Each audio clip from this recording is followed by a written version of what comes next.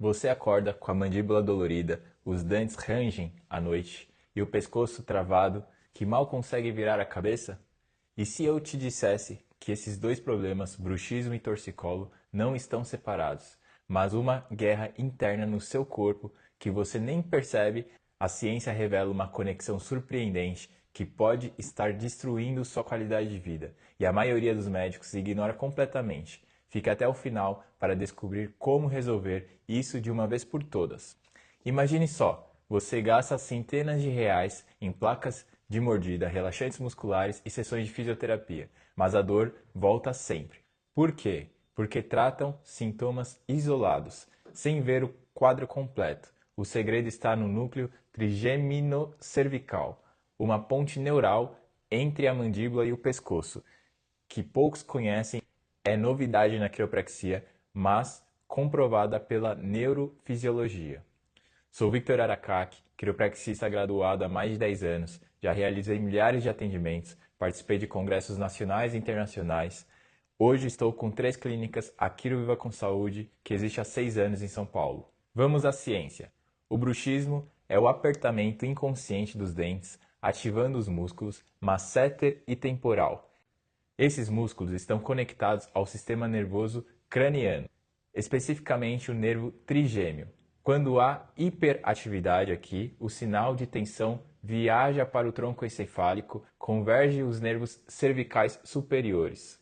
Isso cria um reflexo neuromuscular. O corpo trava o pescoço para proteger sua coluna cervical, resultando no torcicolo. Estudos em neurofisiologia mostram que essa convergência trigêmino-cervical explica por que os pacientes com bruxismo crônico desenvolvem restrições cervicais. Não é coincidência, é biologia.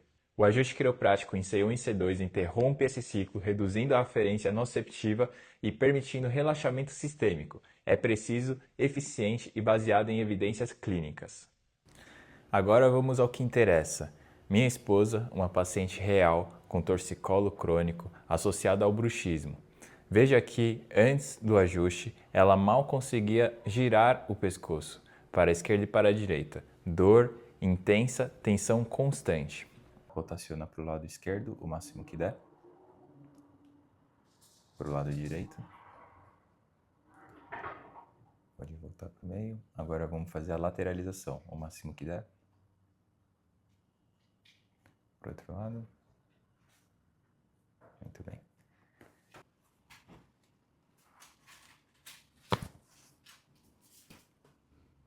O ajuste ele é muito simples. Através do posicionamento específico, o movimento ele fica bem travado. E daqui eu só empurro dentro do natural do nosso corpo. Ou seja, como é um movimento dentro do espaço natural, não tem como a gente machucar. A posição feita de forma correta também não vai machucar. É onde previne e principalmente onde o ajuste acaba sendo específico.